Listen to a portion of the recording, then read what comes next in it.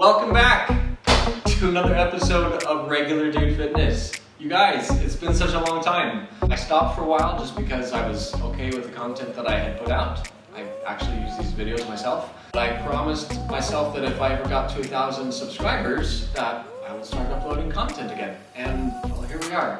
Thanks so much for following along.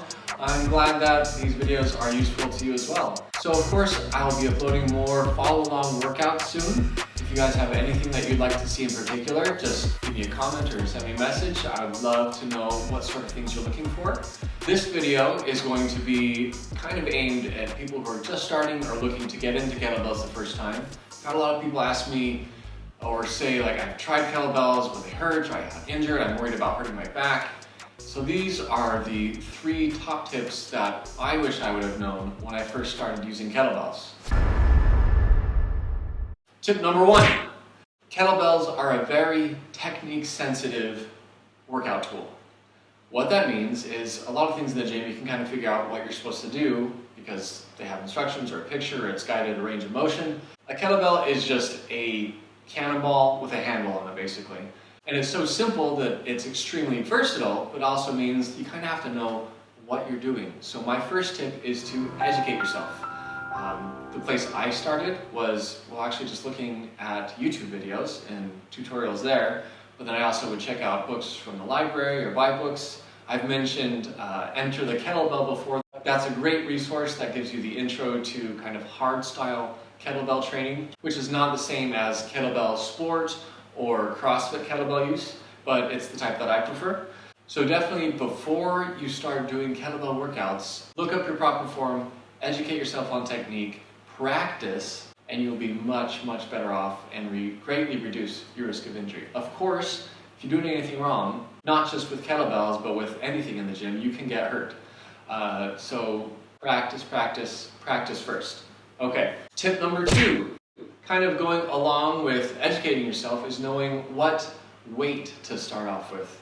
That resource, Enter the Kettlebell, has a recommended weight guide for where men and women should start with kettlebells depending on your fitness level.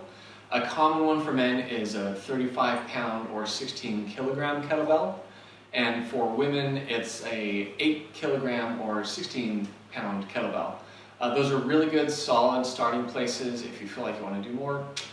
I would even recommend for anyone to start there. The path that I would recommend is rather than moving up in weight for one kettlebell, once you've mastered technique with one, get another one of the same weight, and that will allow you to use 2 kettlebells at the same time, make your workouts even more intense and more efficient. So that's tip number 2, get the right kettlebell weight for you, and then once you've mastered one, step up to 2. And tip number 3, how to start using kettlebells without it being so painful.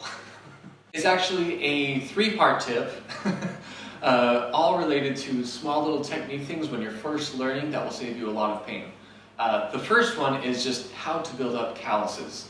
You do need, they don't have to be crazy big calluses, but you do need some calluses to use a kettlebell comfortably.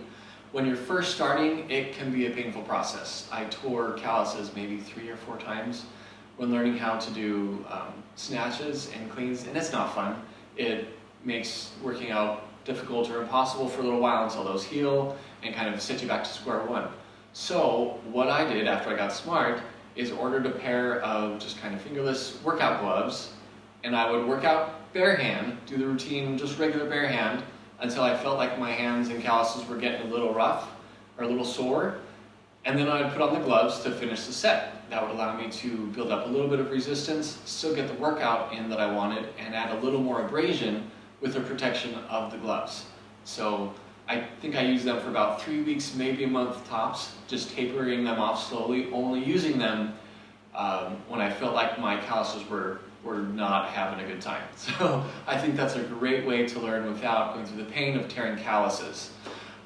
Second part of this tip number 3 is when you're first learning how to do cleans and snatches, it's real timing sensitive when you have the kettlebell and you have to punch your hand through and not let the kettlebell flop on your wrist. So there are wrist guards. I'll try to link to the ones that I've used. I'll link all the equipment in the description below so that you can see a good example. And it allows you to really just kind of go all out trying to get the technique and figure out the timing and how to make it so the kettlebell softly lands on the back of your wrist without having to just destroy your wrist at the same time. Maybe some people like that. If you're into that sort of thing, go for it. If you want a little bit more of a gentler learning curve, then get the wrist guards, use them for a week or two until you've got the timing figured out, and then you'll be golden. Third part of tip number 3 is also related to your calluses when you're doing moves that require you to go from the kind of hooked out position out there to more in the saddle position.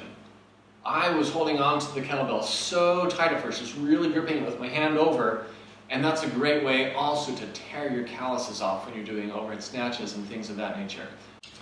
So for example, you have the kettlebell.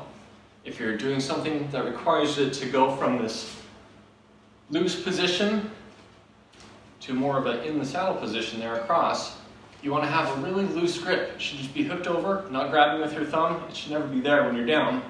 Loosely out, and let it come through, and then snap it under, just gliding over that middle part. Gliding over. So you don't want it to be bunching up the skin here across your fingers, because that will tear your calluses. Alright, well, I'll have a few more tips and trips videos coming out, as well as follow-along workouts. Stay tuned, and thanks again. Feel free to share my videos with your friends and family, or anybody that has a busy schedule but also is passionate about fitness. And we'll see you next time.